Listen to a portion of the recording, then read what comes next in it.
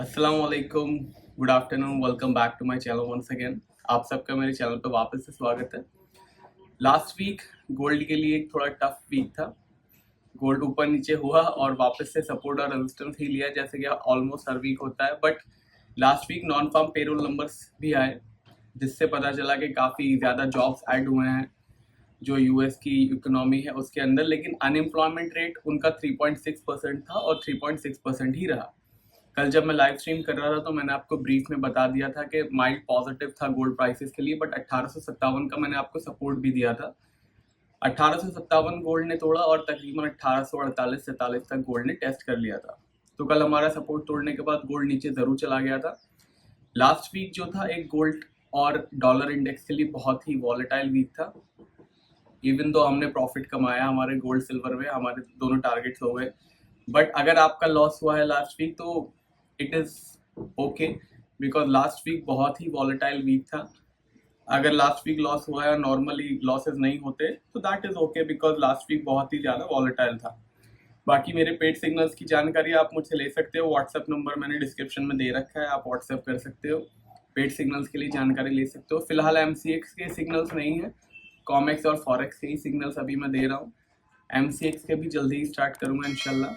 बाकी इस वीक जो है, अब already non farm payroll numbers निपट गए हैं, अब हमें फेड की तैयारी करनी है। इस वीक तो फेड की मीटिंग नहीं है, बट अगले हफ्ते, मतलब अभी जो हफ्ता आ रहा है मंडे से, इस हफ्ते को नहीं अगले हफ्ते फेड की मीटिंग है। और ऑलमोस्ट सर्टन है कि ½ % के आसपास रेट वापस से बढ़ेगा। अब ½ % बढ़ता है तो देखेंगे, लेकिन ½% से ज़्यादा बढ़ा तो गोल्ड प्राइसेस के लिए थोड़ी सी दिक्कत की बात होगी, बिकॉज 25 से 50 बीपीएस ऑलरेडी इसके अंदर डिस्काउंटेड है मार्केट के अंदर। अगर ½ % से ज़्यादा बढ़ता है तो ही मार्केट के अंदर कुछ ना कुछ हलचल होगी, या फिर कोई इंटरेस्ट रेट हाइक नहीं होता है तो होगी। बट जिस तरीके से नॉन फार्म पेरोल नंबर्स में जॉब्स ऐड हुए हैं, आई विल नॉट हेजिटेट कि ½ % ही हो जाए, बिकॉज जॉब मार्केट अच्छी चल रही है और बाकी जो नंबर्स आ रहे हैं वो भी सेटिस्फैक्ट्री आ रहे हैं। तो लेट्स सी के फेड कितना इंटरेस्ट रेट बढ़ाता है। मोर लेस ½ % ही बढ़ेगा, बट ½ % से ज़्यादा बढ़ेगा या कोई इंटरेस्ट रेट नहीं बढ़ेगा तभी हमें कुछ फिक्र करने वाली बात है, बिकॉज ½ % और 25 बीपीएस ऑलरेडी मार्केट में डिस्काउंटेड है। बाकी चार्ट्स पे चलते हैं। तब तक अगर आप मेरे चैनल पे नए हो तो सब्सक्राइब कर लीजिए, पुराने हो तो लाइक करके वीडियो आगे बढ़ाइएगा। चलिए चार्ट्स की तरफ चलते हैं। ये है गोल्ड का चार्ट, डेली चार्ट है, आप देख सकते हो। फ्राइडे अच्छा गोल्ड चला गया था 1874-75, लेकिन वापस आ गया और तकरीबन lowest point of the day के आसपास क्लोजिंग दी है, क्योंकि लो देखोगे तो आप 47.50 के आसपास का लो है और $51 के आसपास क्लोजिंग दी है। फ्राइडे मुझे लग रहा था कि फाइनली गोल्ड उड़ने के लिए तैयार है, लेकिन गोल्ड उड़ा नहीं। इनफैक्ट गोल्ड नीचे आके बंद हुआ है अपने। फ्राइडे ओपन हुआ था तकरीबन 1870 के आसपास। थर्सडे ओपन अच्छा हुआ था, बंद ऊपर हुआ। वेडनेसडे अच्छा ओपन बंद हुआ। ट्यूसडे एक थोड़ा सा नीचे बंद हुआ और मंडे ओपन हुआ था तकरीबन $1852 के आसपास। तो $1852 के आसपास जो है गोल्ड खुला था और 1851 के आसपास बंद हुआ है। अगर मैं गलत नहीं हूँ तो इसको एक वीक पे डोजी की तरह होना चाहिए। हाँ, डोजी ही है।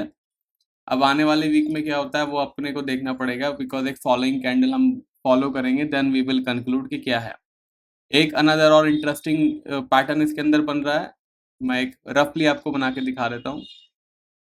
लेकिन अभी एक ये बाकी है। इस ट्रेंड लाइन के नीचे अगर क्लोजिंग हो गई तकरीबन 1790 के नीचे, तो बायर्स के लिए एक बहुत बड़ी परेशानी खड़ी हो जाएगी और बायर्स को अपना जो है बोरिया बिस्तरा बांध के भागना पड़ सकता है अगर 1790 या 1784 के नीचे क्लोजिंग हो गई तो ध्यान रखिएगा 1780 में आपको सपोर्ट दे ही रहा हूँ अभी थोड़ी देर में लिख के।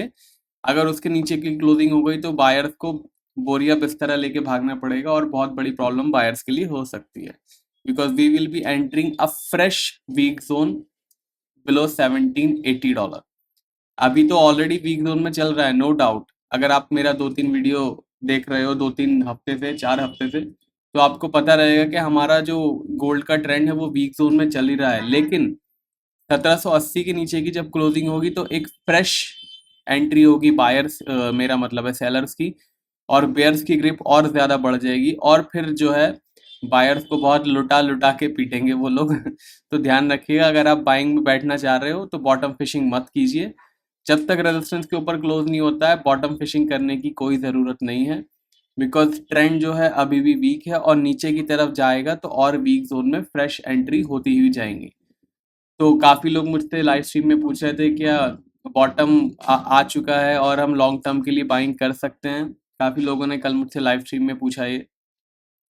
तो जवाब है नहीं, जब तक रेजिस्टेंस के ऊपर क्लोजिंग नहीं देता है आप बाइंग मत कीजिए। वही एक सेफ तरीका है, अगर आप ट्रेंड के अगेंस्ट ट्रेड करोगे वो भी पोजिशनल, तो फिर बड़े बड़े जो है स्टॉप लॉस। एक्चुअली सबसे बड़ी दिक्कत ट्रेंड के अगेंस्ट ट्रेड करने से ये होती है कि एक अप्रोप्रिएट स्टॉप लॉस नहीं होता है, बिकॉज ट्रेंड तो अभी वीक है। फिर आप बोलोगे कि बाइंग में स्टॉप लॉस किस चीज़ का लगाऊं। तो सपोर्ट्स जो होते हैं बेयर मार्केट में इतने ज़्यादा नहीं टिकते हैं, तो प्लीज़ ध्यान रखिएगा। $5-10 का रिस्क लेना इज एब्सोल्युटली डिफरेंट। अगर आप $50-60 का रिस्क लेते हो तो उसके लिए आपको ट्रेंड के साथ ही होना चाहिए। चलिए, रेजिस्टेंस सपोर्ट मैं आपको लिख के बता देता हूँ। रेजिस्टेंस सपोर्ट से पहले कौन कौन से मेजर डेटा हैं नेक्स्ट वीक वो देख लेते हैं। मंडे ऑलमोस्ट पूरा यूरोप बंद है, French, German, Australia, New Zealand. Australia New Zealand Europe में नहीं आते हैं, बट यस यूरोप में फ्रेंच और जर्मन बैंक हॉलीडे है। ट्यूसडे भाई साहब, ट्यूसडे ट्रेड बैलेंस है, नॉट इतना सिग्निफिकेंट कुछ नहीं है। मैं सारे के सारे सिग्निफिकेंट डेटा ही आपको बता रहा हूँ। उसके बाद वेडनेसडे है, रिवाइज जीडीपी है यूरो की, यूरोप की, तो उस पर ध्यान रहेगा। होलसेल इन्वेंट्री है यूएस की, क्रूड ऑयल की इन्वेंट्री है, जो लोग क्रूड ऑयल में काम करते हैं उनके लिए काफ़ी इंपॉर्टेंट रहती है ये। थर्सडे में ईसीबी की प्रेस कॉन्फ्रेंस है और ईसीबी की मॉनेटरी पॉलिसी है। इंटरेस्टिंगली इस बार ईसीबी की मॉनेटरी पॉलिसी फेड से एक हफ्ते पहले हो रही है।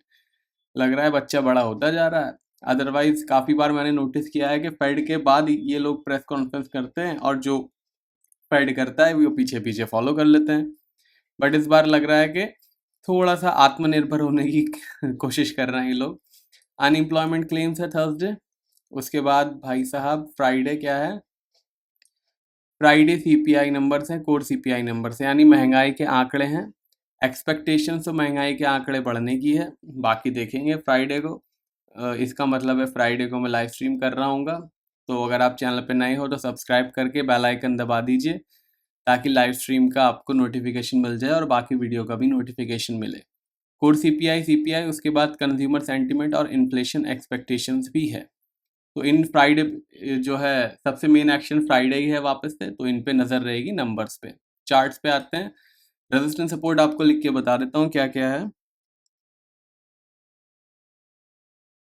बाकी MCX के जो वीकली लेवल्स हैं वो मैंने कम्युनिटी पोस्ट में डाल दिए हैं, ज्वाइन का बटन दबा के आप चेक कर सकते हो। 399 का दबाओगे तो आपको गोल्ड, सिल्वर और क्रूड ऑयल के वीकली लेवल देखने मिलेंगे। 599 सेलेक्ट करोगे तो आपको साथ में कॉपर, जिंक और निकल के भी वीकली लेवल देखने मिलेंगे, साथ में रोज के भी आप लेवल्स देख सकते हो ज्वाइन का बटन दबा के। तो 1780 जो है भाई साहब वो हमारा सपोर्ट है। इसके नीचे अगर क्लोजिंग देता है तो फिर अब मैंने जैसे कि आपको बताया वही वाला सिनारियो नज़र आ जाएगा। 1780 के नीचे $1700 और फिर $1670 तक जाने की काफ़ी उम्मीद है। ध्यान रखिएगा, बहुत ही मेजर सपोर्ट है।